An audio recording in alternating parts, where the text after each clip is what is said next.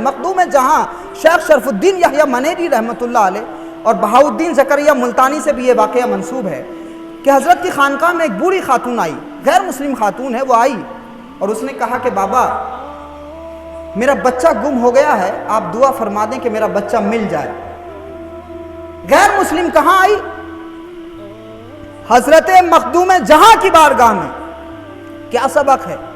یہاں تو دعا اپنے بھائی کے لیے نہیں ہو رہی، غیر مسلموں کو یقین تھا اس بات کا کہ اگر یہ بابا دعا کر دیں گے تو ان کی دعا رد نہیں ہوگی، ان کو یقین تھا، اور اسی وجہ سے ہم سے زیادہ عقیدے کے ساتھ میں اور عقیدت کے ساتھ میں غیر مسلم صوفیاء کرام کی بارگاہ میں حاضری دیتے ہیں۔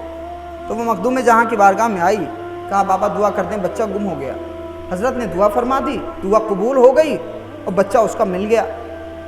اب پھر آئی، جب بچہ مل گیا تو اب آئی خانقاہ میں، پیر کا دن تھا اور حضرت نے باقی تمام مریدوں نے روزہ رکھا ہوا تھا، نفلی روزہ رکھا ہوا تھا۔ اب وہ آئی تو حضرت سے اس نے کہا کہ بابا منہ کھولو۔ تو حضرت نے فرمایا کہ کیوں؟ کہا بابا میں نے منت مانی تھی کہ اگر میرا بچہ آپ کی دعا سے مل جائے گا تو میں آپ کو اپنے ہاتھ سے بنائے ہوئے لڈو کھلاؤں گی۔ تو حضرت مخدوم جہاں نے تھوڑی دیر توقف کیا اور پھر کہا لاؤ جو بھی لے کے آئی ہو کھلاؤ۔ روزے کی حالت ہے، نفلی روزہ رکھا ہوا، پیر کے دن کا روزہ۔ مخدوم جہاں شیخ شرف الدین احمد یحییٰ منیری، جن کے نام سے بہار کو بہار شریف کہا جاتا ہے، پورا علاقہ منسوب ہے ان سے، بہت بڑے بزرگ سلسلہ فردوسیہ کے۔ تو حضرت مخدوم جہاں نے منہ کھول دیا، ان سے زیادہ شریعت کوئی جاننے والا ہے، ان سے زیادہ طریقت کوئی جاننے والا ہے، ان کو تقریروں کی ضرورت نہیں ہوتی دل بدلنے کے لیے، وہ صرف نظر اٹھا دیں تو دل بدل دیتے ہیں صوفیاء کرام بزرگان دین۔ تو حضرت مخدوم جہاں کی خانقاہ میں آئی، اس نے لڈو کھلائے، حضرت نے منہ کھول دیا، لڈو کھا لیا اور لڈو کھلا کر کے وہ خوشی خوشی واپس چلی گئی۔ اب مریدوں نے کہا کہ حضور یہ تو بڑی عجیب بات ہے، آپ کا روزہ تھا، آپ نے روزہ توڑ لیا۔ مخدوم جہاں فرماتے ہیں قربان جاؤ مسلمانوں، گڑیا غیر مسلم ہے۔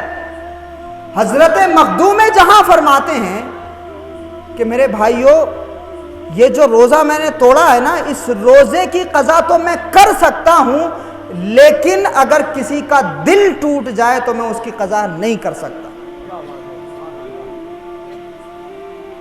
کیا کبھی ہم نے اس رویے کو اپنے اندر جھانک کر کے دیکھا ہے کہ ہم کہاں آ کے کھڑے ہو گئے؟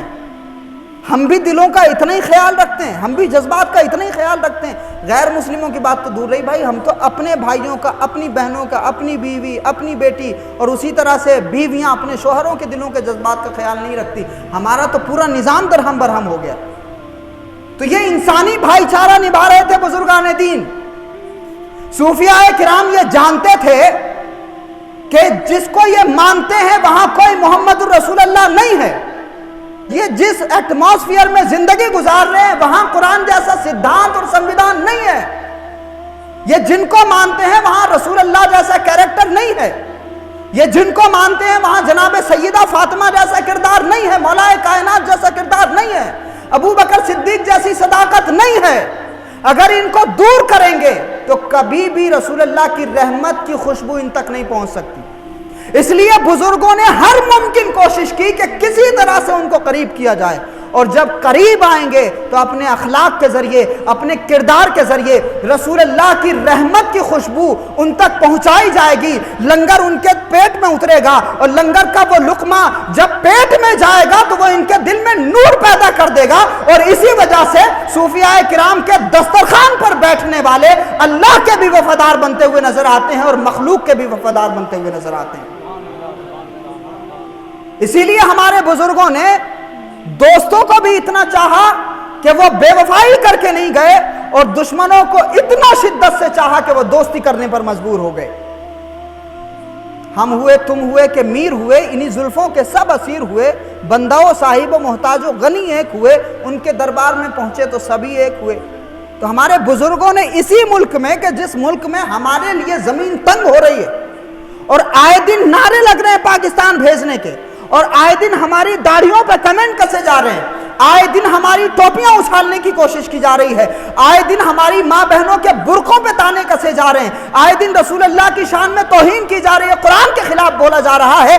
اسی ملک میں ہمارے بزرگوں نے انہی نفرت کے پجاریوں سے اپنی محبتوں کا لوہا منوا لیا تھا، اور پوٹینشیل آج بھی ہے، آج بھی ہے، آپ کے لیے بہت اسپیس ہے اس ملک میں۔